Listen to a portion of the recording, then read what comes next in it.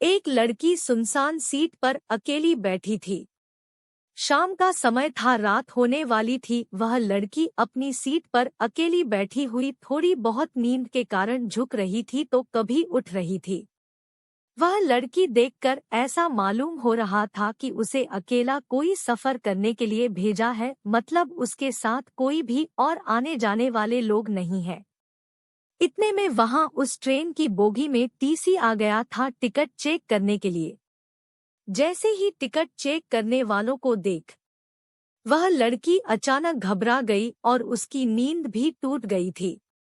वह लड़की जैसे ही टीसी को अपने पास आती देख रही थी वैसे वैसे ही घबराना शुरू कर रही थी।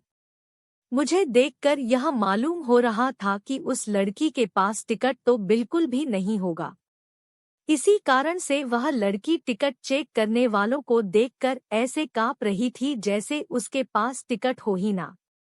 जैसी टिकट चेक करने वाले उस लड़की से पूछता है कि टिकट दिखाओ, तभी वह लड़की गुमसुम और मधुर आवाज में कहती है कि मेरे पास टिकट नहीं है, मुझे बहुत जरूरी काम है, मेरी माँ की मृत्यु हो गई है, इसी काम से मैं शहर से गांव जा रही हूँ।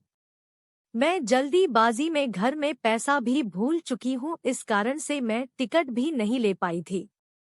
सुबह टिकट चेक करने वाले कहते हैं कि अगर आपने टिकट नहीं लिए तो आपको 300 रुपये फाइन देना होगा। यह देखकर लड़की के होश उड़ गए और उसकी आंखों से आंसू बहने जैसे लग रहे थे। मतलब कैसा मालूम हो रहा था कि वह लड़की कुछ देर में रो देगी। फिर उसके बाद वह लड़की टिकट चेक करने वाले को समझाते हुए कहती है कि मेरे पास टिकट नहीं है और पैसे भी नहीं है। अगर मेरे पास पैसे रहते तो मैं टिकट जरूर कटा लेती, मैं किसी मजबूरी के कारण अपने गांव जा रही हूँ, इसी कारण से मैंने टिकट नहीं ले पाई है। उसे बहुत किसी तरह से टिकट चेक करने वाले को समझाकर वह लड़की भेज देती है।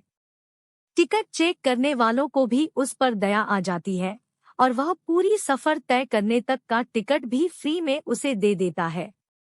वहां पास के बैठे ऊपर वाली सीट से मैं यह सभी नजारा देख रहा था।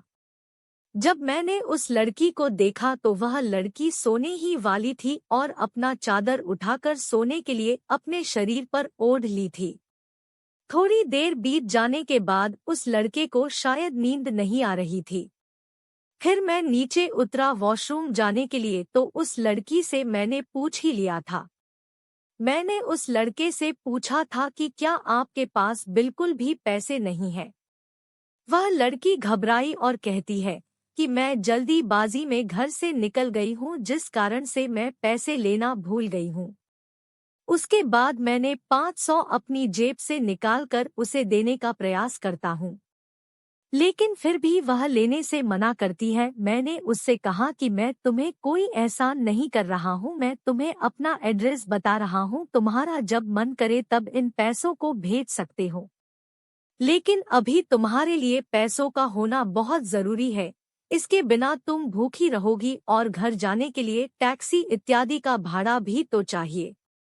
इतना सुनते ही और मेरे मनाने के बाद वह लड़की पैसे ले लेती और कहती है कि मैं घर जाकर पैसे का इंतजाम करके आपको उन पैसे को भेज दूंगी।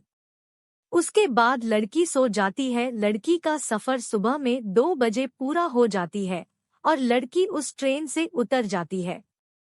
उसके बाद जब मैं नींद से जागा तो देखा कि वह लड़की अपनी सीट पर उपलब्ध नहीं है। फिर मैंने उस लड़की को याद नहीं किया और अपने काम से काम रखा और मैं सो गया था।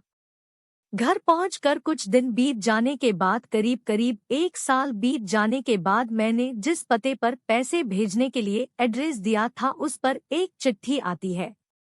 वह चिट्ठी उसी लड़के के द्वारा भेजी गई थी जिसमें लड़की चिट्ठी में लिखती है कि मेरे प्यारे हमसफर और मेरे अजनबी हमसफर, आपके ही कारण मेरा सफर सुहाना हुआ था।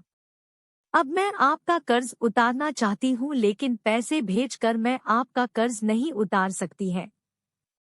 ऐसे में मेरी ख्वाहिश है कि मैं आपसे एक बार मिलकर आपका शुक्रिया अदा करूँ। साथ ही साथ उस चिट्ठी पर नीचे मिलने की जगह के बारे में तथा समय के बारे में भी बताया गया था।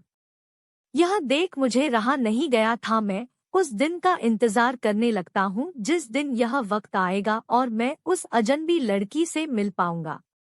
आपको बता दें कि वह अजनबी लड़की मुझसे मिलने के लिए इतना बेकार क्यों थी मुझे भी नहीं पता था। लेकिन जब से मैंने उनकी मदद की थी मैं हमेशा सोचता रहता था कि कहीं वह लड़की भूल तो नहीं गई है मेरा शुक्रिया अदा करना। उसके बाद मैं उसी दिन उसी समय पर इस समय की व्याख्या उसने अपनी चिट्ठी में की थी। जब मैं उस स्थान पर पहुंचा तो देखा कि वह लड़की पहले से उसी स्थान पर मौजूद है। जब मैंने उनसे पूछा कि आप बहुत पहले आ चुके थे क्या, तो वह लड़की कहती है कि मैं तो 1 घंटा पहले ही आ चुकी थी। मुझे लगा था कि तुम जरूर मेरे लिए आओगे। आगे लड़की कहती है कि जब से मैंने इन पैसों को लिया है, जब से मैंने आपको देखा है, मेरा दिल कहीं नहीं लगता है। मेरे जज्बात हमेशा आपको ही याद करते रहते हैं। क्योंकि मैंने उस रात जब आप सो गए थे तो मैं आपके चेहरे की तरफ देखकर बहुत ज्यादा खुश हुआ करती थी। मैं आपसे अपने प्यार का इजहार करने के लिए आई हूँ। अगर आपको कोई आपत्ति नहीं है तो आप मेरा प्यार स्वीकार कर सकते हैं। मैं पूरी जिंदगी आपके साथ गुजारने के लिए तैयार हूँ। साथ ही साथ मैंने अपने माता पिता से आज्ञा लेकर आई हूँ और आपके बारे में बताकर भी आई हूँ। फिर उसके बाद मैं भी खुश हो जाता है, लड़की को तुरंत ही गले लगा लेता हूँ। फिर हम दोनों की शादी जल्द ही करवाने का हमारे माता पिता तथा अभिभावक वादा करते हैं। उसके बाद से फिर हम लोग दोनों फोन पर खूब रात भर बातें करते हैं और जिंदगी का लुत्फ उठाते हैं।